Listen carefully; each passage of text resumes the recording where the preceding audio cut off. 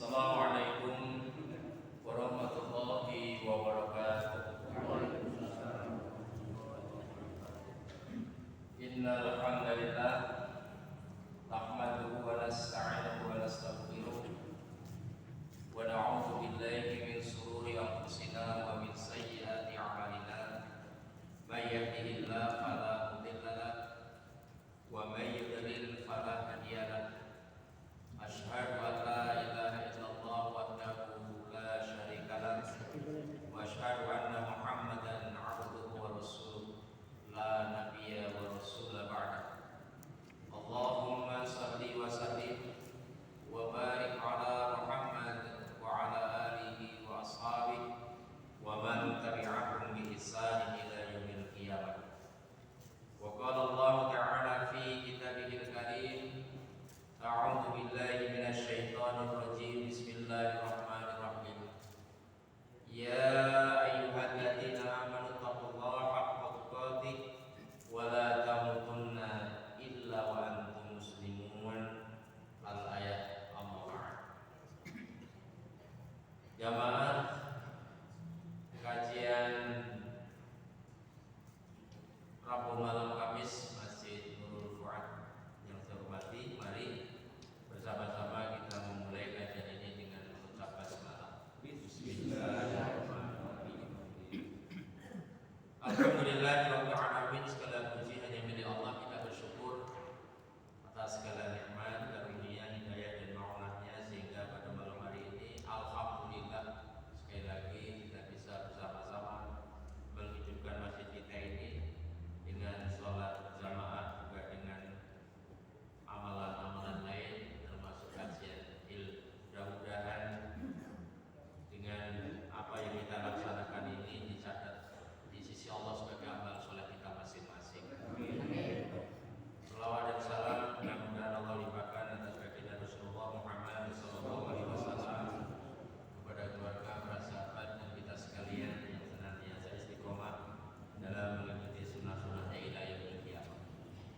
Jadi Bapak sekalian, insyaallah mulai malam hari ini dan seterusnya setiap kajian akan kita coba kita rekam, kita videokan, dan mudah-mudahan nanti bisa diakses oleh kaum muslimin yang lain.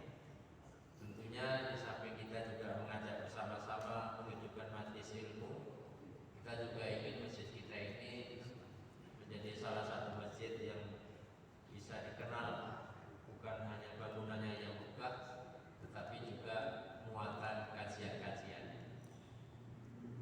Dan harapan yang kedua, misi kita adalah supaya dakwah ini terus berkembang, bergerak.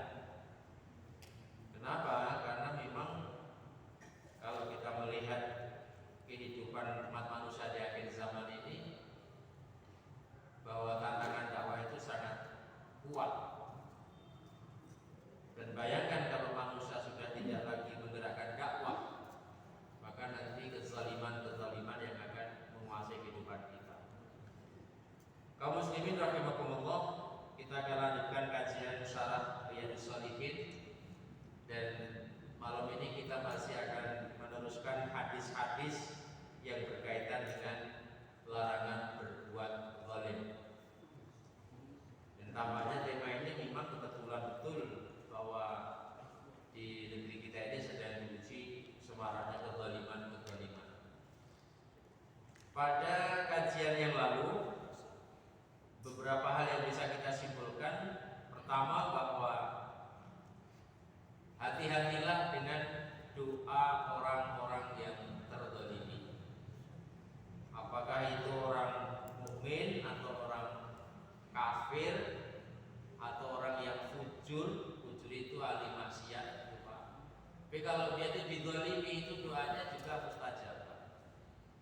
Jadi dipisahkan. Orang yang fujur itu ketika dizalimi, doanya didengar Allah. Lah, kefujurannya itu nanti diperhitungkan sendiri oleh Allah Subhanahu wa taala. Sama dengan orang kafir. Orang kafir dizalimi, yang Allah ijabah doanya, tetapi urusan kekafirannya nanti ada hukuman sendiri. jangan sekali lagi nyepelek ke itu hanya orang kafir saja kita dolimi saja, jangan.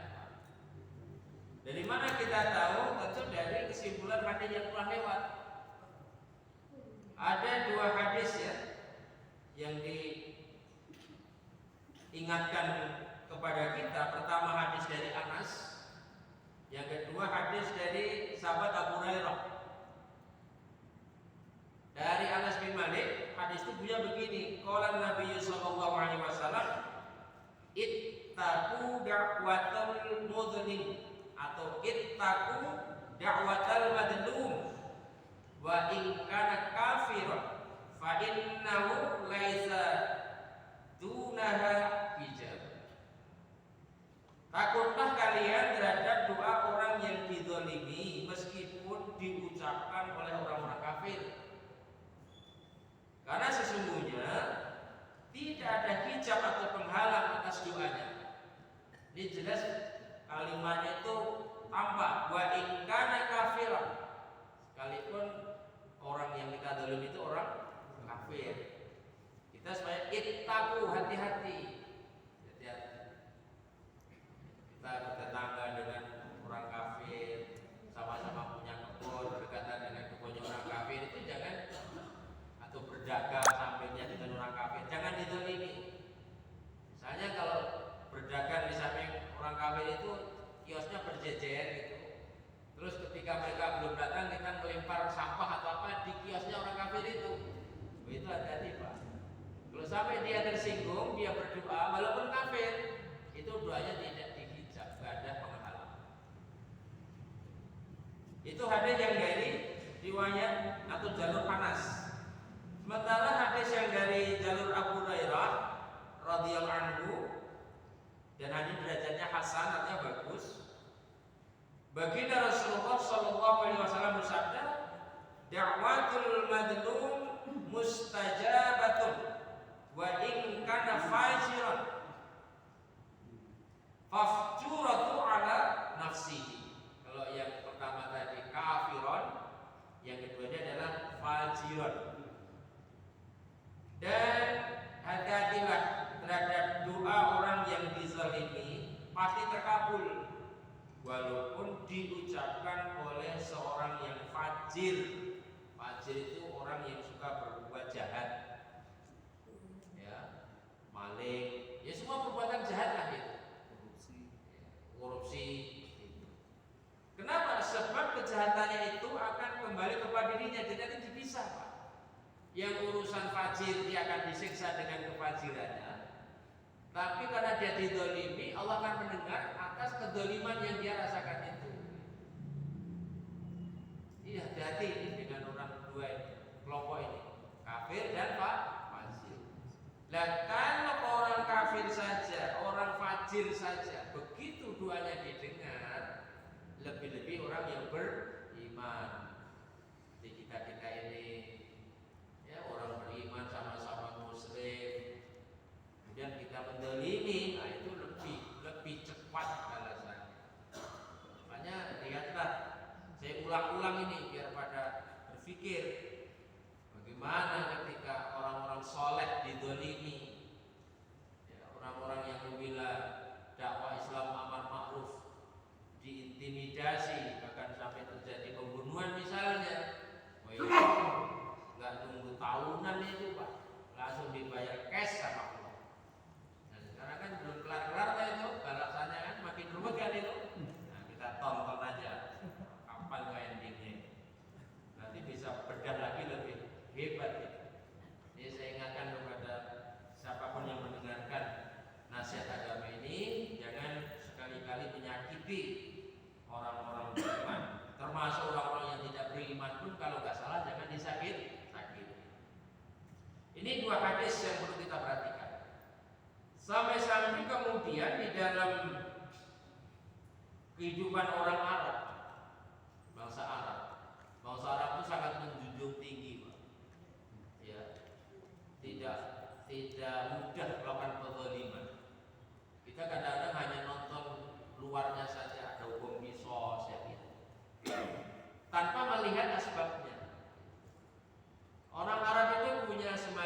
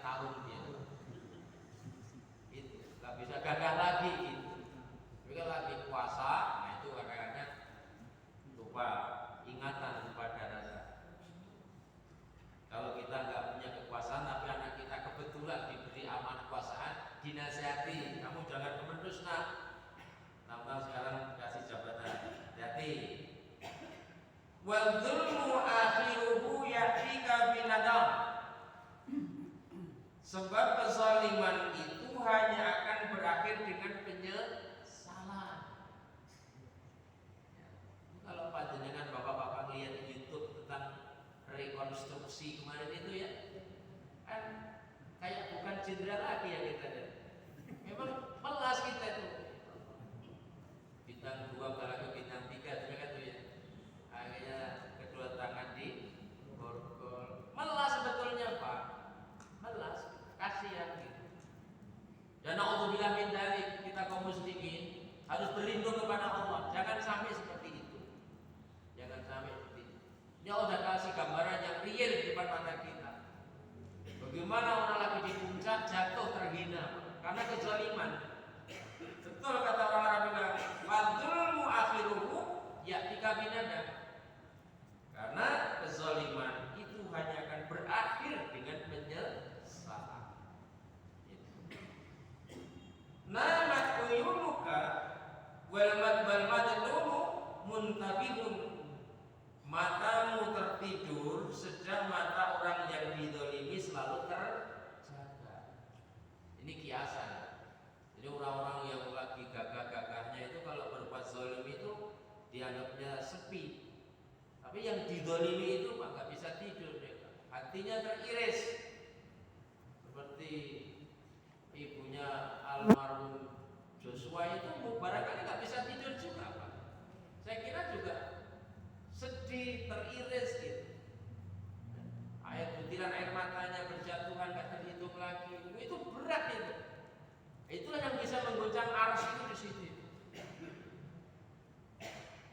Tuh, jadi orang yang berbuat zalim seolah-olah dia benar matamu tertidur, aman, tetapi yang dizalimi gak bisa tidur. Ya da'u 'alaika wa 'ainullah lam tanam. Ini penting lagi. Dia yang orang yang dizalimi tadi mendoakan keburukan atasmu, sedang mata Allah tiada tertidur. Maksudnya begini, orang-orang yang sedang dizalimi itu, mereka itu gak sampai-sampai gak bisa tertidur Pak karena sakitnya. Tanah belinya mahal-mahal, dirampas, itu pedih. Bikin warung dengan utang sana utang sini, baru mau usaha diterabas bulldozer, itu sedih. Sedih. Kalian langsung diberi alternatif pindah sana gitu. Ya. Punya anak dijadikan polisi biar nanti bisa membawa martabat bangsa dan warganya, dihabisi, itu sedih. Kita tuh bukan pelakunya tapi sedih. Itu merasakan sedih. Nah, orang-orang yang terzalimi itu ya da'u 'alaika wa 'ainullah lam yanam. Dia mendoakan keburukan atasmu, gak berhenti-hentinya, sedang mata Allah tiada tertidur. Jadi Allah ngerti rintihan orang-orang tua yang terzalimi. Orang-orang yang dizalimi itu ketika mencurahkan isi hatinya, apakah dengan bahasa lisan atau dengan bahasa tubuh. Bahasa tubuh itu artinya gini Pak, dia nggak perlu ngomong, tetapi air matanya turun jatuh, sesek dadanya, sakit dia. Itu Allah jawab itu. Jangan bikin orang sedih, jangan bikin orang tersakiti. Bener, ini pesan demi Allah, pesan agama, pesan Rasulullah. Gak mungkin meleset itu. Yuk kita menjadi umat Islam teladan. Kalau urusan-urusan kecil nggak usah saling mendolimi. Paling kalau nggak prinsip-prinsip aman.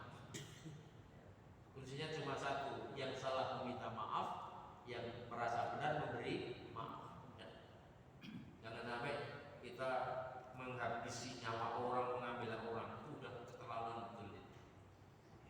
Tapi memang komitmen setan itu kan, iblis itu kan akan selalu membisikkan permusuhan ya di antara manusia sampai hari kiamat. Dan itu diizinkan oleh Allah ketika terjadi dialog itu. Saat Allah Subhanahu wa taala memutuskan bahwa iblis laknatullah adalah penghuni neraka jahanam, diterima sama iblis. Siap.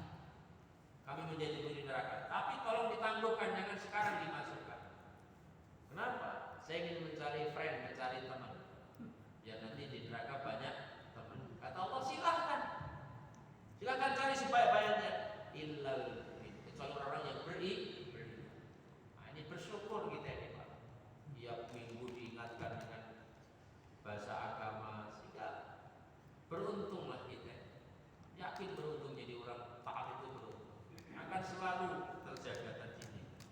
Ini kesimpulan kajian seminggu yang lalu. Dan malam ini akan kita lanjutkan pembahasan hadis di nomor 209. Ini juga masih berkaitan dengan persoalan menjaga amanah dan tidak menzalim sesama. Saya akan bacakan matan hadisnya agak panjang dikit. Wa an Abi Humaydin Abdurrahman bin Sa'id Sa'di radhiyallahu anhu qala ista'malan Nabi sallallahu alaihi wasallam rajulan minal Azd yuqalu lahu Ibnu Tulayb Ibnu Lutbiyah ala sadaqah falamma qadima qala hadza lakum wa hadza uhdiya ilayya faqama Rasulullah sallallahu alaihi wasallam ala al-mimbar fa hamidallaha wa athna alaihi thumma qala amma ba'du fa inni asta'milu rajulan minkum 'ala al-'amali mimma wallani Allah fayati fayaqulu hadza lakum wa hadza hadiyatun uhdiyat ilayya afala jalasa fi baitin abihi aw ummihi hatta ta'tiyahu hadiyatuhu in kana sadiqan wallah la ya'khudhu ahadun minkum syai'an bi ghairi haqqihi illa laqiya ta'ala yahmiluhu yawmal qiyamah fala a'rifanna ahadakum ahadan minkum laqiyallahu yahmilu ba'iratan lahu rugha'un aw baqaratan laha khwarun aw syatan ta'yahu thumma rafa'a yadayhi hatta ru'iya ufratu ibtayhi faqala Allahumma hal balagtu Allahumma hal balagtu. Apa maksud hadis panjang? Jadi gini Pak kisahnya. Hadis ini dari Abu Humaid Abdurrahman bin Sa'id As-Sa'idi. Ia pernah berkata begini. Rasulullah Shallallahu Alaihi Wasallam suatu ketika pernah memberikan tugas kepada seseorang dari suku Azdi yang bernama Ibnu Lutbiyah. Siapa Ibnu Lutbiyah itu? Ibnu Lutbiyah itu maksudnya adalah sebutan untuk anak Lut dari suku Al-Asdi yang nama aslinya Abdullah. Tapi ini bukan Lut Nabi Lut, bukan Pak. Jadi suku yang hidup di masa Rasulullah Sallallahu Alaihi Wasallam masih hidup. Kan banyak suku itu. Nah, salah satu suku itu dari keturunan Lut, maka disebut dengan Ibnu Lutbiyah. Ibnu Lutbiyah. Jadi anak keturunan dari Lut, bukan Nabi Lut. Asli namanya Abdullah. Jadi kalau buat diganti bahasa begini, suatu ketika Rasulullah Shallallahu Alaihi Wasallam pernah menugaskan Abdullah, yaitu salah seorang dari keturunan Lut, untuk apa? Diperintahkan alas sedekah untuk memungut sedekah. Yang dimaksud sedekah di sini adalah zakat. Sedekah artinya jadi zakat. Falama qadima qala hadza lakum wa hadza udiya ilayya. Nah, setelah si Abdullah tadi yang ditugas memungut apa tadi? Zakat tadi, selesai melaksanakan tugasnya, sudah selesai memungut, kemudian ia datang menghadap Rasulullah Sallallahu Alaihi Wasallam, melaporkan itu Pak, sambil ngomong gini, hadza lakum wa hadza udiya ilayya. Ya Rasulullah, ini untukku dan itu hadiah yang diberikan kepadaku. Jadi Abdullah ini mungut zakat, tetapi dia melaporkan kepada Nabi bahwa dia mendapat upah. Di samping upah dia mengambil haknya. Dan gitu. Nyambung kan ya? Insyaallah nyambung lah. Maka begitu Rasulullah Shallallahu Alaihi Wasallam mendengar laporan dari Abdullah itu atau Ibnu Lutbiyah tadi, lantas Nabi berdiri di atas mimbar. Ya. Faqama Rasulullah Shallallahu Alaihi Wasallam alal mimbar. Jadi kalau berdiri di atas mimbar itu yang mendengar orang banyak. Ngapain? Rasulullah mula-mula fahamidallah, memuji nama Allah. Kemudian wa athna alaih, setelah memuji nama Allah langsung menyanjung Allah. Biasa setiap Rasulullah sallallahu alaihi wasallam membimbing sahabat itu tentu memuji kebesaran Allah. Setelah memuji dan mengagungkan Allah, tsumma qol, baru Nabi berkata, bersabda, amma ba'd itu kalau bahasa kita itu perhatian gitu. Fa inni asta'minu rajula minkum 'ala amali mimma walani Allah. Dengan nada agak tinggi Nabi bersabda begini. Apa kata Nabi? Sesungguhnya aku telah menugaskan salah seorang di antara kalian untuk menyelesaikan satu tugas yang diberikan Allah kepadaku. Perintah zakat itu kan turun kepada Rasulullah lewat ayat kan Pak? Begitu turun ayat perintah zakat, Nabi memerintahkan salah seorang dari mereka namanya Abdullah untuk memungut zakat. Tapi ternyata setelah dilaksanakan tugas itu, si Abdullah tadi menghadap Nabi ngomong, ini bagianku ya Rasulullah, ini hadiah untukku. Jadi dapat 2 bagian. Nah, mendengar laporan itu, baginda Nabi berdiri di atas mimbar. Kemudian Nabi mengulas kembali, sesungguhnya aku telah menugaskan salah seorang di antara kalian. Maksudnya siapa ini? Abdullah tadi, untuk menyelesaikan satu tugas. Maksudnya tugas memungut zakat yang diperintahkan Allah kepadaku. Kemudian dia melaksanakannya. Artinya Abdullah ini melaksanakan tugas itu, Pak.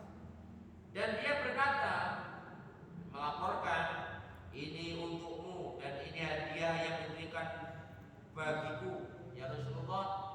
Ini untuk bagian sampean, ini hadiah untukku. Itu laporannya. Kemudian Nabi mengatakan begini, afala jalasa fi baiti abihi aw ummihi hatta ta'tiyahu hadiyatun in kana sadiqan. Mengapa orang itu tidak duduk saja di rumah ayah atau ibunya hingga hadiah tersebut diberikan untuknya? Andaikan dia memang berkata benar. Jadi maksud Nabi itu gini, loh, kalau tugas agama ini selalu harus mendapatkan upah dan hadiah, itu kira-kira. Kenapa orang itu tidak duduk saja di rumahnya atau di rumah ibunya atau rumah bapaknya, dan nanti mendapatkan hadiah? Tahu nggak maksudnya? Itu bahasa apa ya namanya, Pak? Lulu tahu ya? Lu kalau memang Anda melaksanakan perintahku atas perintah Allah, mengucapkan, tapi ternyata kamu dalam pekerjaan itu mendapatkan hadiah, minta upah. Kenapa kamu tak lebih baik aja duduk di rumah bapak atau rumah ibuku? Nanti ada akan datang kepadamu. Kalau yang kamu omongkan itu benar, di titik. Abdullah itu Nabi ngomongnya sambil agak sedikit tegap. Cara Nabi mendidik umat.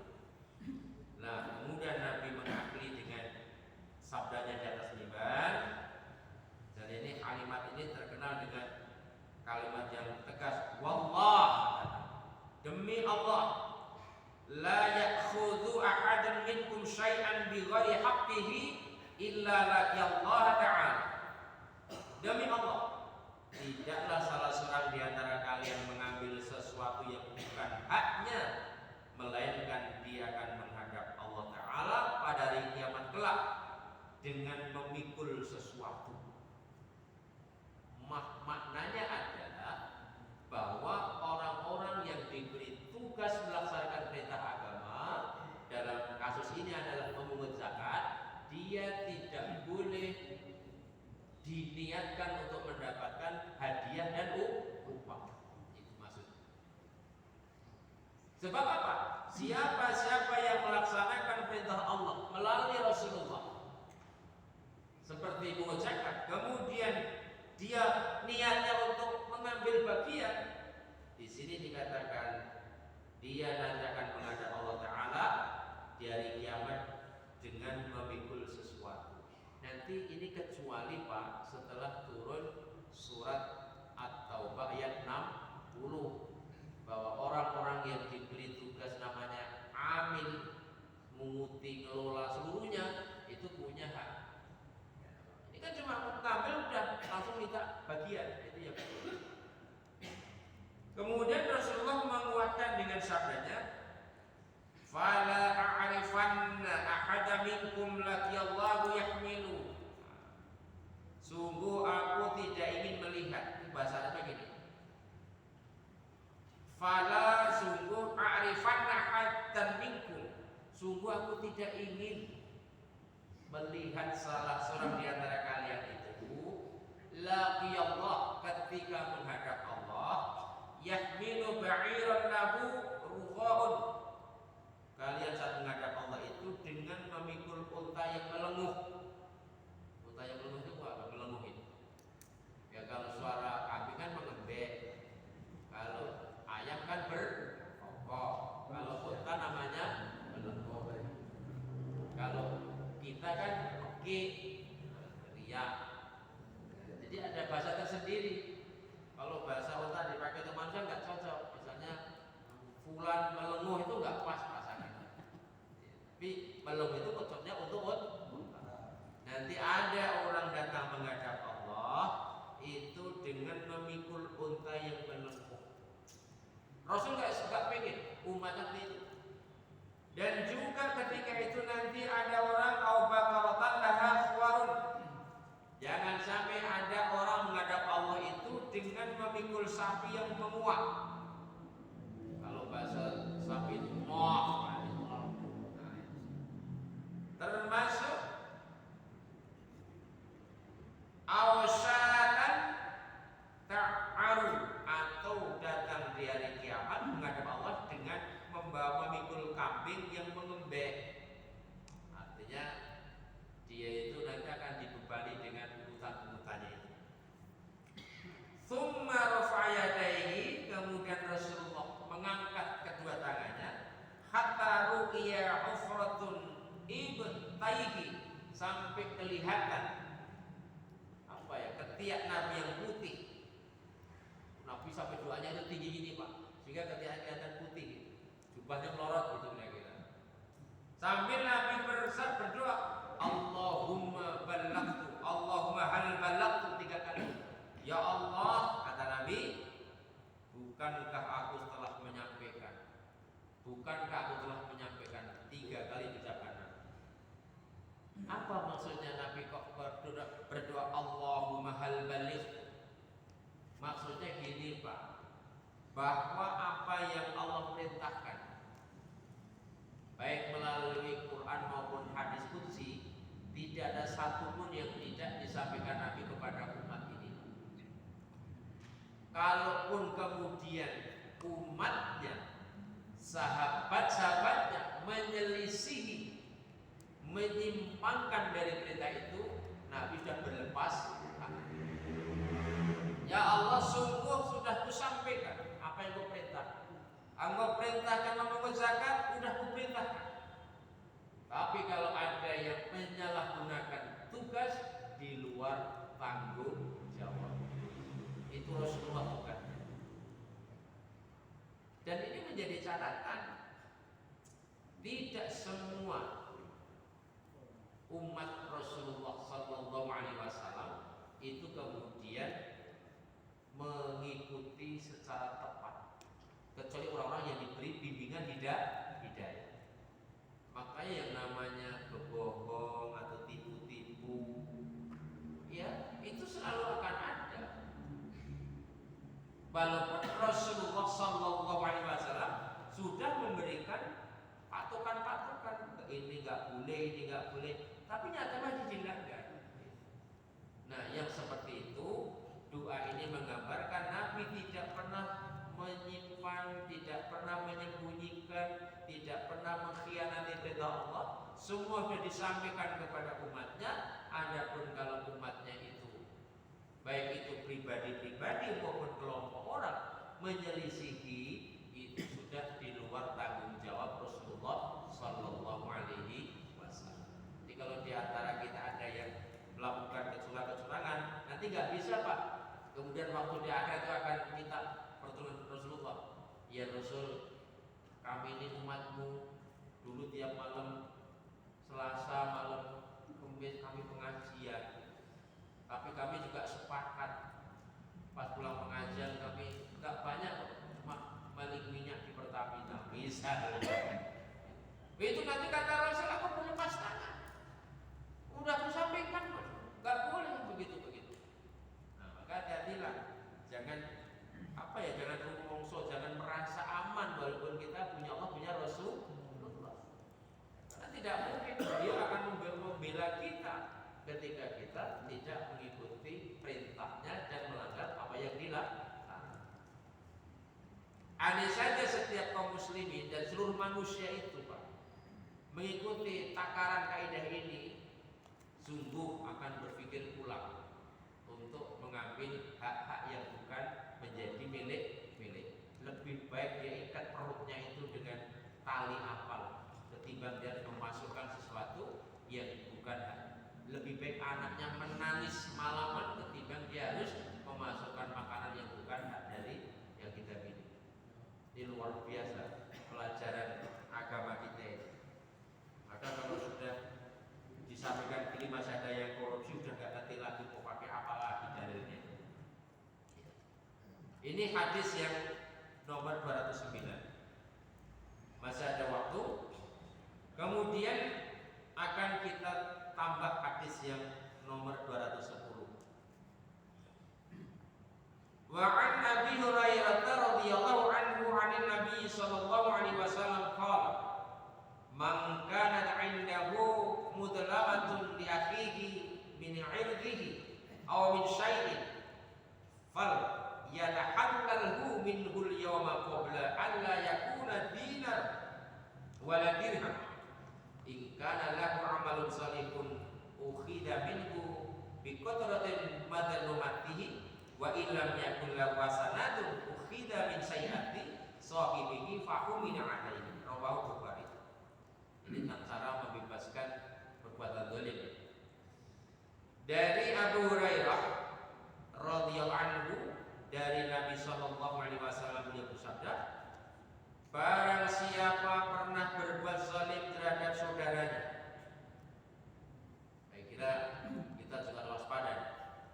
Barang siapa pernah berbuat zalim terhadap saudaranya, baik terhadap kehormatan atau sesuatu yang lainnya, maka hendaklah dia meminta dihalalkan darinya. Artinya minta maaf. Sekarang juga, hanya bersegera sebelum datangnya waktu tatkala saat itu dinar dan dirham tidak lagi berarti. Maksudnya apa ya? Kalau sampai hari kiamat terjadi, kan kalau dari kiamat kan nggak ada gunanya Pak. Dinar sama dirham, maksudnya apa sih? Kekayaannya itu. Karena semua manusia sepakat lah yang namanya uang itu kan sangat disenangi itu Pak. Iya. Dinar dan dirham. Jadi ini menggambarkan jangan menunda-nunda meminta maaf. Ya, ketika kita melakukan kezaliman terhadap saudara kita, apakah itu yang berupa irdi, kehormatan diri saudara kita itu, atau min syai'in atau yang lainnya, semua bentuk kezaliman. Apa kata Nabi? Falyatahallalhu, bersegeralah kamu minta penghalalan. Hanya minta maaf. Qabla an yakuna dinarun wala dirham, sebelum datang suatu hari yang saat itu tidak lagi berguna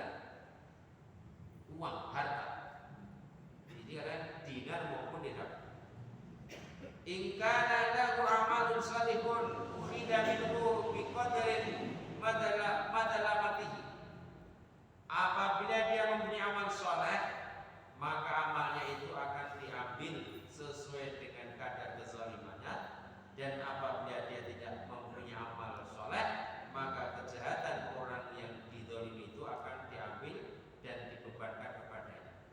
Ini sering disampaikan juga. Jadi orang yang dizalimi itu posisinya selalu untung, Pak. Bagaimana? Kalau si pembuat dolim tadi, orang yang berbuat dolim tadi punya amal soleh, kalau sampai nggak minta maaf ini, keburu mati, amal soleh yang dimiliki itu akan diberikan kepada orang yang dizalimi. Maka ancaman bagi kita semua ini. Jadi sudah hati ibadah nih, Pak. Syahadat insyaallah sudah lurus, sholat sudah terjaga, puasa, zakat, ngaji sudah banyak kita ini. Tapi bisa jadi ludes. Tahu ludes? Habis. Kalau kita mendolimi seseorang, belum lagi kita minta maaf, keburu mati. Kenapa bisa begitu? Sebab amal soleh yang sudah kita tanam, kita tabung, kita kumpulkan itu nanti akan dipindahkan kepada orang yang kita zalimi. Nah, kalau kita nggak punya amal soleh, Pak, udah brengsek, nggak punya amal soleh, zalimin orang, kan nggak ada lagi pilihan itu, kan? Maka semua kesalahan orang yang dizalimi itu akan ditimpakan lagi kepada kita. Kacau akhirnya hidup ini. Maka jangan coba-coba kita diingatkan sama Rasulullah. Gitu. Saya ulangi, apabila dia, artinya orang yang menzalimi tadi mempunyai amal saleh, maka amalnya itu akan diambil sesuai dengan kadar kezalimannya. Dan apabila dia tidak punya amal kebaikan, maka kejahatan orang yang dizalimi itu akan diambil dan dibebankan kepadanya. Ini menggambarkan apa ini? Kira-kira ini kalau bisa ditentukan menggambarkan apa? Begitu adilnya Allah Subhanahu wa ta'ala. Tidak ada yang maha adil kecuali Allah Ta'ala. Manusia itu ada yang adil, tapi banyak yang tidak adil. Lihat aja, hanya orang-orang yang dibimbing Allah Subhanahu wa ta'ala yang bisa memiliki sifat adil. Apalagi kalau kasus itu berkaitan dengan orang-orang yang masih punya kaitan nasab, saudara, teman dekat, itu biasanya menjadi nggak adil. Kesimpulan dari hadis yang barusan kita baca, pertama, ada 4 kesimpulan. Hadis tersebut atau hadis di atas menjelaskan tentang haramnya berbuat zalim dan perintah bagi pelaku kezaliman untuk segera membersihkan diri dari perbuatan zalimnya sebelum datang suatu hari ketika alasan orang-orang yang zalim tidak lagi bisa diterima. Sebetulnya alasan ini nggak usah nunggu kiamat, Pak. Kapan? Ketika sudah menjelang sakaratul maut. Jadi mensegerakan diri meminta maaf itu sangat-sangat dianjurkan dalam agama kita. Gak usah ditunda-tunda. Kalau kita nyata-nyata telah menzalimi seseorang, hukumnya haram malah di sini. Yang kedua, hak hamba yang dizalimi tidak diampuni Allah kecuali jika orang yang berbuat zalim telah mengembalikan pada pemiliknya. Jadi kemarin di awal kajian ini kan bahwa zalim itu ada berapa kemarin? 3. Zalim yang diampuni, tidak diampuni, dan tidak ditinggalkan. Doa yang diampuni atau zalim yang diampuni, urusan kita dengan Allah dalam hal-hal bukan dosa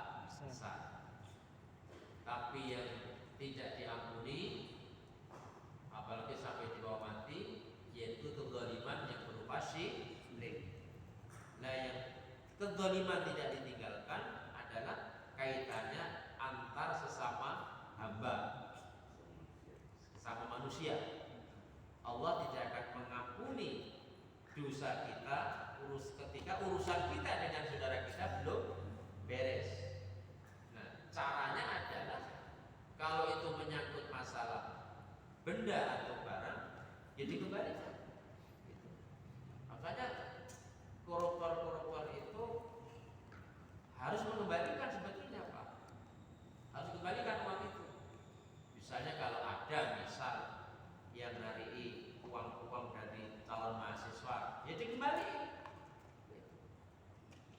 Itu namanya mengembalikan hak. Dan baru insya Allah mengampuni. Tapi kalau nggak dikembalikan walaupun diproses secara hukum, dia belum beres. Anda kan ditagih. Kan kita pernah mengkaji di majelis ini tentang orang yang muflis, Pak ya. Masih ingat ya? Al-muflis itu. Ternyata al-muflis itu kan ketika ditanyakan Rasulullah kepada sahabat itu kan jawaban sahabat urusan harta. Atadruna manil muflis, kata Nabi. Tahukah kalian siapa yang muflis, yang pailit, yang bangkrut? Kalau al-muflisu fina man la dirham wala mata' ya Rasulullah. Ya menurut ukuran sahabat, orang yang bangkrut ya orang yang tidak punya kehidupan tetap, tidak punya sumber kehidupan. Tapi kata Nabi kan bukan itu. Al-muflisu min ummati man ya'ti yaumal qiyamati bis shalah wa zakah wa siyam wa ya'ti wa qad syatama hadza wa khadhafa hadza wa akala mal hadza wa dharaba hadza wa safaka dama hadza. Orang yang pailit, yang muflis, yang bangkrut itu kan orang-orang yang dari golongan umatku. Berarti kan kita ini terancam muflis itu. Kalau yang bukan golongan Nabi sudah pasti, yang golongan kita, golongan umat Islam, yang ketika menghadap dari kiamat itu juga membawa ibadah-ibadahnya, ya waktunya ahli sholat, ahli puasa, ahli zakat, ahli haji, ahli semua amal soleh. Tapi dia lupa, dia juga masih membawa dosa-dosa sesamanya yang belum dibereskan di dunia. Wujudnya apa misalnya? Di antaranya misalnya dia pernah memaki-maki saudaranya, cuma urusan memaki-maki. Ahli ibadah tapi sebenarnya memaki-maki, Pak.